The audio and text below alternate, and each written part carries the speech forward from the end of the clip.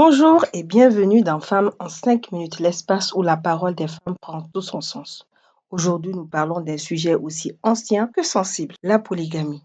Une réalité encore très présente au Mali, souvent acceptée, parfois subie, rarement choisie. Selon le Code des personnes de la famille du Mali de 2011, la polygamie est autorisée. Un homme peut épouser jusqu'à 4 femmes, à condition de les traiter équitablement. Mais dans la réalité, est-ce toujours le cas? Et surtout, qu'en pensent les femmes concernées? D'après l'enquête démographique et de santé du Mali, UDSM 4 de 2018, 45% des femmes mariées vivent dans un ménage polygame. Pour certaines, c'est la tradition ou la religion.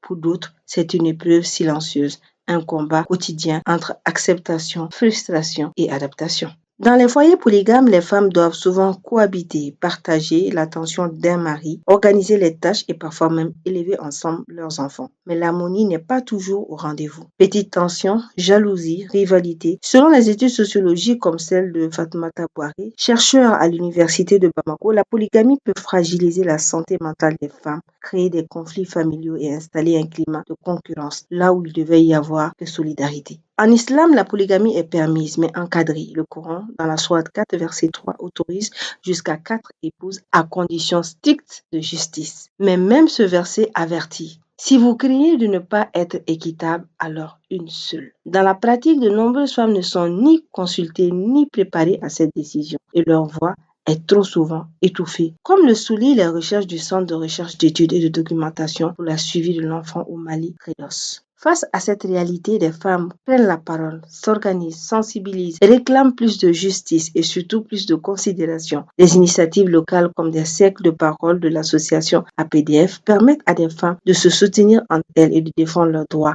même dans un contexte polygame. Loin de condamner la polygamie, elles demandent qu'on écoute leurs douleurs, qu'on respecte leurs choix et qu'on reconnaisse leur dignité dans tous les cas. La polygamie n'est pas qu'un mot, c'est une vie, parfois choisie, parfois subie. Et derrière chaque épouse, il y a une femme, une vraie, qui ressent, qui espère, qui mérite d'être entendue. Merci d'avoir écouté Femmes en 5 minutes.